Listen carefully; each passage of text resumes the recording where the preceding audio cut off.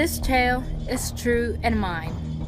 It tells how the sea took me, swept me back and forth in sorrow and fear and pain, showed me suffering in 100 ships, in 1,000 ports, and in me. It tells the smashing surf when I sweated in the cold of an anxious watch, perched in the bow as it dashed on the cliffs. My feet were cast in icy bands, bound with frost, with frozen chains, and hardship groaned around my heart. Hunger tore at my sea-weary soul. No man sheltered on the quiet furnace of earth can feel how wretched I was, drifting through winter on an ice-cold sea, whirled in sorrow, alone in a world blown clear of love, hung with icicles. The hailstorms flew. The only sound was the roaring sea, the freezing waves. The song of the swan might serve for pleasure, the cry of the seafowl, the dead noise of birds instead of laughter, the mewing of gulls instead of meat. Storms beat on the rocky cliffs and were echoed by icy feather turns, and the eagle screams. No kinsman could offer comfort there, 'twas soul left drowning in desolation.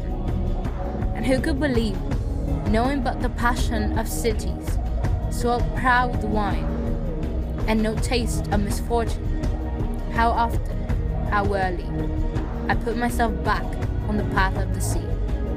Night would blacken, it would snow from the north, frost bound the earth, and hail would fall. The coldest seats, and how my heart would begin to beat, knowing once more the salt waves tossing and the towering sea.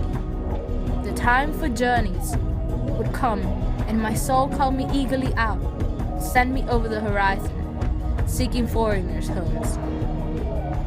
But there isn't a man on earth so proud, so born to greatness, so bold with his youth, grown so brave, so graced by God, that he feels no fear as the sails unfurl, wondering what fate has willed and will do. No hearts ring in his heart, no rewards, no passion for women, no worldly pleasures, nothing, only the ocean's heave.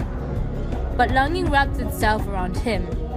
Orchards blossom, the towns bloom, fields grow lovely as the world springs fresh. And all this admonish that willing mind leaping to journeys, always set in thoughts, traveling on a quickening tide. So summer's sentinel, the cuckoo, sings in his murmuring voice, and our hearts mourn as he urges. Who could understand in ignorant ease while we others suffer, as the path of exile stretch endlessly on?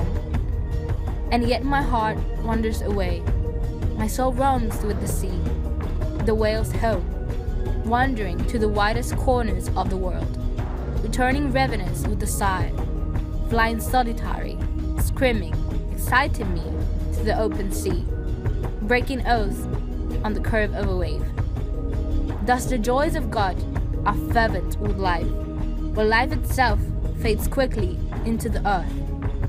The wealth of the world neither reaches to heaven nor remains. No man has ever faced the dawn, certain which of fate's 3 threads would fall: illness or age or an enemy sword, snatching the life from his soul. The praise the living pour on the dead, flowers from reputation, plant an earthly life of profit reaped, even from hatred and rancor, of bravery flung in the devil's face. And death can only bring you earthly praise, and a song to celebrate a place with angels, life eternally blessed in the host of heaven. The days are gone when the kingdoms of earth flourished in glory. Now there are no rulers, no emperors, no givers of gold, as once there were, when wonderful things were worked among them, and they lived in lordly magnificence. Those powers have vanished, those pleasures are dead. The weakest survive, and the world continues, kept spinning by toil. All glory is tarnished, the world's honor ages and shrinks, bent like the men who molded. Their faces blank as time advances, their beards wither as they mourn the memory of friends. The sons of princes, sown in the dust, the soul stripped of its flesh, know nothing of sweetness or sour, feels no pain, bends neither its hand nor its brain. A brother opens his palms and pulls down gold on his kinsman's grave, strewing his coffin with treasures intended for heaven. But nothing golden shakes the wrath of God, for a soul overflowing with sin, and nothing hidden on earth rises to heaven. We all fear God. He turns the earth, He sets it swinging firmly in space, gave life to the world and light to the sky. Death leaps at the fools who forget their God. He who lives humbly has angels from heaven to carry him courage and strength and belief. A man must conquer pride, not kill it. Be firm with his fellows, chaste for himself. Treat all the world as the world deserves, with love or with hate, but never with harm. Though an enemy seek to scourge him in hell, or sets the flame of a funeral pyre under his lord, fate is stronger and God mightier than any man's mind.